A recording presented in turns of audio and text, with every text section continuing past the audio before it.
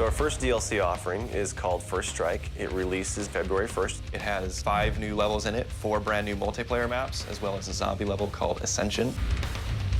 Kowloon is inspired by the single-player campaign level that was also set in Kowloon City, China, but the actual design and the layout and the geometry in the map is built from the ground up for MP. Kowloon is the only map that has zip lines, which will allow players to quickly get from point A to point B. The trade-off to that is that you're completely exposed while you're on the zip line. You can't use your weapon. It's going to get you to your location much faster, but there's also the risk that you're going to get shot. Discovery is an Antarctic research station that was a German outpost left over from World War II. The two sides of the map are divided by a deep chasm. You're always kind of fighting for control over that crossover from one side of the map to the other. My tips for Discovery is really just learning the layout of the map, understanding how that chasm can impact the flow of the gameplay, and always being conscious of the exposure that you have to long-range weapons. You might be on a snow bridge and somebody throws a grenade, which collapses the floor around you.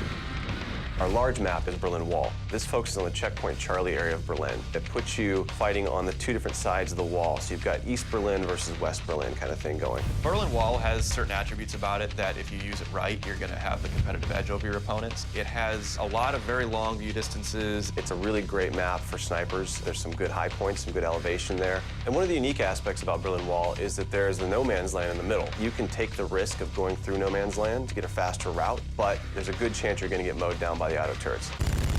So Stadium's one of my favorite maps. I am a run and gunner, so I tend to like that map. It's going to provide those close quarter players tight adrenaline, action-packed experience. So never underestimate the value of tactical insertion and always be checking your corners and realize that these engagement distances are going to be really small, so use that to your advantage. I think it's going to cater to a lot of the players who just like the frenetic style of gameplay that Call of Duty has to offer.